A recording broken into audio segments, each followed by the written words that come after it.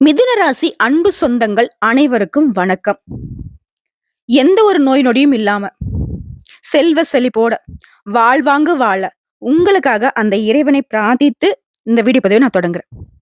மிதுன ராசியை பொறுத்த வரைக்கும் நவம்பர் மாதத்துல பாதி நாட்கள் ஓடிடுச்சு.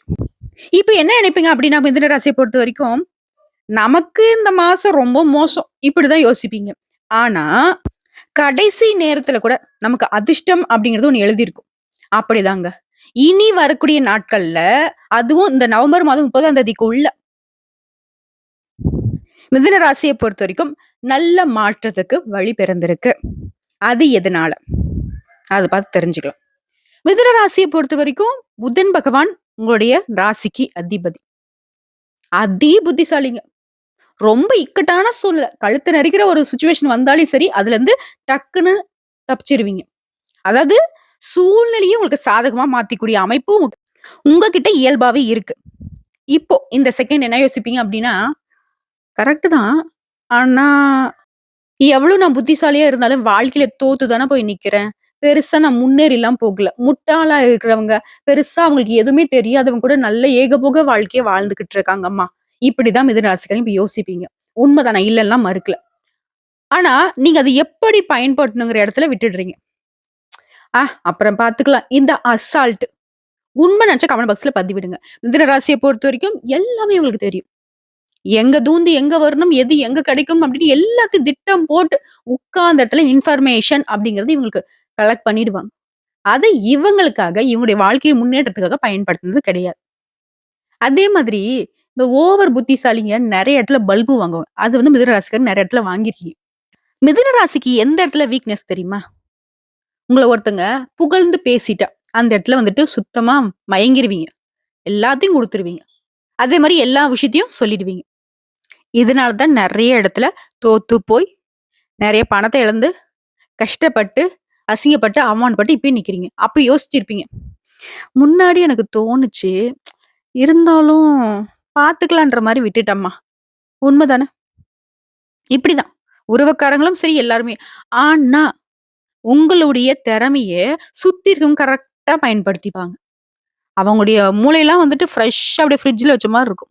உங்களுடைய மூளைய மட்டும் போட்டு புழிஞ்சு கசக்கி, "அப்பா உன்னால தாம்மா முடியும்பா. நீ தான் எனக்கு பண்ணி குடுக்கணும்பா." இப்படி எல்லாமே உசுப்பேத்தி, உசுப்பேத்தி உங்களுடைய உடம்ப ரன்னகலம் பண்ணியிருப்பாங்க. உண்மதானே? இப்படிப்பட்ட நிலையில, ஒரு மாதிரி ரொம்ப கஷ்டப்பட்டு உட்கார்ந்திருக்கக்கூடிய மிதுன ராசிக்கு, இந்த நவம்பர் மாதத்துல பாதி நாட்கள் கஷ்டத்த குடுத்திருந்தாலும், எந்த ஒரு முன்னேற்றத்தையும் குடுக்காம போயிருந்தாலும், இனிமே வரக்கூடிய நாட்கள்ல நல்லா இருக்க போகுதுங்கிறத நான் உணர்த்துறேன். அது எப்படிங்கிறத பார்க்கலாமா? அதாவது இந்த நாட்கள பொறுத்தவரைக்கும் சந்திர பகவானுடைய பெயர்ச்சி இருக்கு. கும்ப ராசியில சனி பகவான் வக்ர நிவர்த்தி ஆகிட்டாரு. சூரிய பகவான பொறுத்தவரைக்கும் துலாம் ராசியிலிருந்து விருச்சிக ராசிக்கு பெயர்ச்சி ஆகிட்டார். மேலும் சொல்லணும்னா, விருச்சிகத்துல இருந்து சூரியனும், புதனும் சேர்க்கையினால புதாதிய ராஜயோகம் உருவாகியிருக்கு. இதனால நம்முடைய மிதுன ராசிக்கு அதிர்ஷ்டமான காலகட்டம். புரியுதுங்களா? குறிப்பா சனி பகவானுடைய வக்ர நிவர்த்திங்கிறது சஷ யோகத்தை ஏற்படுத்தியிருக்கு. அடுத்ததா விருச்சிகத்துல சூரிய பகவானும், புதன் பகவானும் இணைந்து இருக்கிறதுங்கிறது புதாதிய யோகத்தை ஏற்படுத்தியிருக்கு. புதன் பகவான் யாரு? உங்களுக்கு அதிபதி.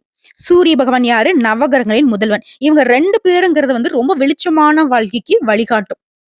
ரொம்ப பிரகாசமா இருக்கும். என் வாழ்க்கையே இருண்டு போச்சுப்பா. என் வாழ்க்கைய நான் தொலைச்சிட்டேன்ப்பா. எல்லாம் முடிஞ்சது. இப்படி இருக்கக்கூடிய நிலையில கூட இந்த 2 யோகமும் உங்களுக்கு நல்ல ஒரு எதிர்காலத்தை ஏற்படுத்தியிருக்கு. புரியுதுங்களா?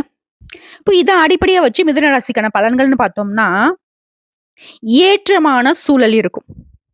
சொந்தமா தொழில் செய்றீங்க, வியாபாரம் பண்றீங்க, வணிகம் பண்றீங்க அப்படின்னாக்கா, அது தொடர்பான சவால்களை எல்லாமே சந்திப்பீங்க. ஆனா பிரச்சனையே எதுவுமே இல்லாத மாரி சமாளிச்சு வெற்றி அடைஞ்சிருவீங்க. பொருளாதார ரீதியா உங்களுக்கு இருக்கக்கூடிய நிதி நிலை நெருக்கடி அப்படிங்கிறது உங்கள விட்டு விலக போகுது. பண வரவு பல விதங்கள்ல உங்களுக்கு வந்து சேரும்.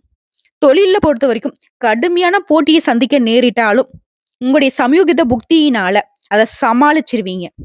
அடுத்த உத்தியோக பணிகள்ல இருக்கக்கூடிய அன்பர்களுக்கு பணி சுமை குறையுங்க. ரொம்ப வந்துட்டு என்னடா இது எல்லா வேலையும் நம்ம தலையில கட்டுறாங்களே! இப்படி கூட யோசிச்சிருப்பீங்க. அந்த நிலை மாறும். சக ஊழியர்கள்கிட்ட நீங்க எதிர்பார்த்த ஆதரவு கிடைக்கும். முன்னாடி அந்த மிதுன ராசிக்காரங்க ரொம்ப துருதுருன்னு இருக்கிறதுனால, கூட வேலை செய்றவங்களும் நம்ம கிட்ட கலகலப்பா இருக்கணும் அப்படிங்கிறது ரொம்ப வருத்தத்துக்குரியதா இருந்துச்சு இல்லையா? அந்த நிலை இனி இல்லைங்க. அதே மாரி இந்த காலகட்டத்த பொறுத்தவரைக்கும் உங்களுடைய முன்னேற்றம் அப்படிங்கிறது கடின உழைப்பாலும், உங்களுடைய முயற்சியினாலயும் கண்டிப்பா கிடைக்கும். அதே நேரத்துல பணத்தையும் புத்திசாலித்தனமா செலவு பண்ணுவீங்க. காதல், உறவு அப்படிங்கிறதும் மேம்பட்டு நிக்கும். பண விஷயத்த பொறுத்தவரைக்கும் இந்த காலகட்டத்துல குறைவே இருக்காது. அதே சமயத்துல சில தேவையற்ற செலவுகள் உங்கள தேடி வரும். அந்த செலவுகள மட்டும் நீங்க ஒதுக்கி வைக்கணும். அவசியமா அப்படிங்கிறத யோசிச்சு தான் செலவு பண்ணணும். யாருக்கும் கடன் கொடுக்கக்கூடாது, கடனும் வாங்கக்கூடாது. உடல் ஆரோக்கியத்த பொறுத்தையும் சற்று கவனமா இருக்கணும்.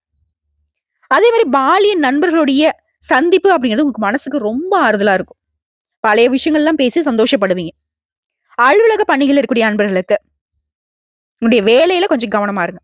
இப்போதைக்கு நீங்க எதிர்பார்த்த சலுகைகள் கிடைக்கும். சிலருக்கு இடமாறுதலும் கிடைக்கும். வியாபாரத்தை பொறுத்தவரைக்கும் நீங்க எதிர்பார்க்கக்கூடிய லாபம் கிடைக்கும். வியாபாரத்தையும் விரிவுபடுத்துவீங்க. உங்களுடைய முயற்சியும் உழைப்பும் அப்படிங்கிறது உங்களுக்கு உயர்வான நிலையை ஏற்படுத்தி கொடுக்கும். அடுத்த குடும்பத்தை நிர்வகிக்கும் பெண்மணிகளுக்கு செலவால ரொம்ப கஷ்டப்பட்டீங்க இல்லையா? அந்த செலவுகள் கட்டுக்குள்ள வரும். உங்களுடைய சேமிப்பு உயரும். குடும்பத்தை பொறுத்த வரைக்கும் நீங்க எதிர்பார்த்த சுப நிகழ்ச்சிகள் நடக்கிறதுக்கான வாய்ப்புகள் உண்டு. உறவுக்காரங்களுடைய வருகையினால மனசுக்கு மகிழ்ச்சி உண்டு. அடுத்த அலுவலக பணிகளுக்கு செல்லக்கூடிய பெண்மணிகளுக்கு அலுவலகத்துல நீங்க எதிர்பார்த்த சலுகைகள் கிடைக்கும். எதிர்பார்க்க முடியாத அளவிற்கு உயர் அதிகாரிகளுடைய ஆதரவு உண்டு. சில சூட்சங்களையும் உங்களுடைய அலுவலக பணிகள்ல இருந்து கத்துப்பீங்க. குறிப்பா அந்த காலகட்டத்துல பெண்மணிகளுக்கு அது வேலைக்கு போறவங்களா இருக்கட்டும், வீட்டுல இருக்கவங்களா இருக்கட்டும், பண விஷயத்துல கவனமா இருங்க. விலை உயர்ந்த பொருட்களை பத்திரப்படுத்தி வச்சுக்கோங்க.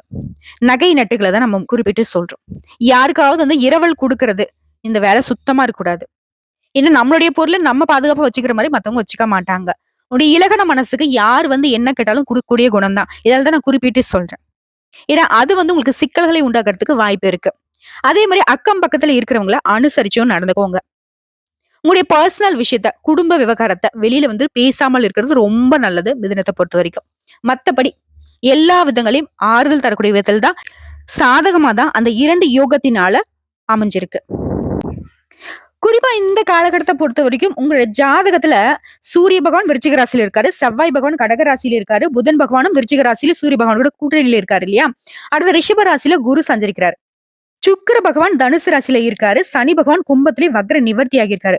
மீன ராசியில ராகு பகவானும், கன்னி ராசியில கேது பகவானும் கிரகங்கள் இந்த சஞ்சரிப்பினால உங்களுக்கு வரக்கூடிய எதிர்ப்புகளை எல்லாமே புத்திசாலித்தனத்தால முறியடிப்பீங்க. புதனை அதிபதியாக வச்சிருக்கிறதுனால, சூரிய பகவானை பொறுத்த வரைக்கும் உங்க ராசிக்கு 6ஆம் இடத்துல அமர்ந்திருக்கிறதுனால வரவு கண்டிப்பா இருக்கும். செலவுகளை கட்டுக்குள்ள வச்சுப்பீங்க. ஆனா வரவை கரெக்டா தான் செலவு பண்ணணும். திட்டமிட்டு செலவு செய்யணும். அப்பதான் பண தட்டுப்பாடு ஏற்படாம பாத்துக்க முடியும். இறைவனுடைய அனுகிரகத்தினால எப்படியாவது உங்களுக்கு பணம் சேர்ந்துகிட்டே இருக்கும். இதனால மனசுக்கு நிம்மதி ஏற்படுத்தும். வியாபாரத்தை பொறுத்தவரைக்கும் வியாபாரத்துல இருந்த சங்கடங்கள் விலகி நல்ல அனுகூலமான பலன் கிடைக்கும். சந்திர பகவான இடப்பெயர்ச்சி அப்படிங்கிறது தொழிலுக்கு ஏற்றமான பலனை கொடுக்குதுங்க. செவ்வாயை பொறுத்த வரைக்கும் 2ஆம் இடத்துல இருக்கிறதுனால விவசாயத்துல இருக்கக்கூடிய அன்பர்கள் உங்களுடைய தொழில்ல அதிக அக்கறை காட்டணும். காலம் அறிந்து பயிர் செய்யணும். அதே மாதிரி திட்டமிட்டு தாங்க நீங்க விவசாயத்தை பண்ணணும். அடுத்த வீடு மனை வாங்குவதற்கான வாய்ப்புகள் அதிகமா இருக்கு. குடும்பத்துல குதூகலம் நிலவும். புதன் பகவானுடைய 6ஆம் இடத்துல அமர்வுங்கிறது அரசாங்க பணிகள்ல இருக்கிறவங்களுக்கு அற்புதமான பலன்களை பெற முடியும். நடக்குமா நடக்காதா இப்படி நினைச்ச காரியங்கள் எல்லாமே தடையில்லாம நடந்து முடியும். சந்தோஷத்தை கொடுக்கும். மனசுக்கு மகிழ்ச்சியாக அதிக பணம் வரும். இன்னும் சொல்ல போனாக்கா அந்த பணத்தை உங்களுடைய மன மகிழ்ச்சிக்காக செலவு பண்ணுவீங்க. குருவை பொறுத்த வரைக்கும் 12ஆம் இடத்துல இருக்கிறதுனால நீண்ட காலமாக உங்களுக்கு தொல்லை கொடுத்துட்டு வந்த நோய் உங்களை விட்டு அகலும். ஆன்லைன் வர்த்தகங்கள் சூடு பிடிக்கும். அரசாங்க உத்தியோகத்துல இருக்கிறவங்களுக்கு பதவி உயர்வு கிடைக்கும். குறிப்பா சுக்கிரனுடைய 7ஆம் இடத்துல அமர்வுங்கிறது புதிய சொத்துக்களை வாங்குவீங்க. உறவுக்காரங்களும் சரி, நண்பர்களும் சரி, உங்க மனசுக்கு ஆறுதல் கொடுக்கிற மாதிரி தான் நடந்துப்பாங்க. அதே மாதிரி இழுபறியாக இருந்த வழக்குகள் உங்களுக்கு சாதகமான அமைப்புல வெற்றியை கொடுக்கும். அடுத்த சனி பகவானை பொறுத்த வரைக்கும் 9ஆம் இடத்துல இருக்காரு. உங்களுக்கு சம்பந்தம் இல்லாத காரியத்துல பட்டும் படாம நடந்துக்கிறது ரொம்ப நல்லது. யாராவது உங்ககிட்ட ஏதாவது ஒண்ணு கேக்குறாங்க, தெரியுதோ தெரியலையோ ஓரளவுக்கு மட்டும் பேசுங்க. டீப்பா பேசுறது வேணாம். யாருடைய விஷயத்திலும் தலையிடாமல் இருக்கணும். அடுத்த ராகு பகவானை பொறுத்த வரைக்கும் 10ஆம் இடத்துல இருக்காரு. பெரிய மனுஷங்களுடைய சந்திப்பு கிடைக்கும். அவனுடைய சந்திப்புங்கிறது உங்க வாழ்க்கைக்கு ஒரு நல்ல முடிவை கொடுக்கும். அடுத்ததா கேது பகவானை பொறுத்த வரைக்கும் உங்க ராசியில 4ஆம் இடத்துல அமர்ந்திருக்காங்க. இத பொறுத்து வீடு, மனை வாங்கி பத்திரம் பதிவு செய்வீங்க. இப்ப சொல்லுங்க மிதுன ராசி அன்பர்களே, எந்த அளவுக்கு இந்த நாட்கள் எல்லாமே உங்களுக்கு சாதகமா இருக்கு? அப்படி டக்குன்னு எல்லா கிரகங்களும் உங்களுக்கு சாதகமான அமைப்புல எங்கெங்க உட்கார்ந்துகிட்டு எப்படி எப்படிலாம் உங்களுக்கு பலன்கள் கொடுக்குறாங்கிறது இப்ப பார்த்திருக்கீங்களா? தெளிவா இருக்கா? சந்தோஷமா இருக்கா? இப்படிதான் அடுத்தடுத்து வரக்கூடிய நாட்கள் உங்களுக்கு இருக்க போகுது. உங்களை பொறுத்த வரைக்கும் அதிர்ஷ்டமான நிறம் அதிகமா கருப்பு நிறத்தை பயன்படுத்துங்க. அதிர்ஷ்டமான எண் 5. என்ன மேடம் கருப்பு பயன்படுத்துறதா எங்க வீட்டுக்கு ஆகாது அப்படின்னு நினைச்சீங்கன்னா வெண்மை நிறத்தை அதிகமா பயன்படுத்துங்க. அப்படியே அதுக்கு ஆப்போசிட் கலர்.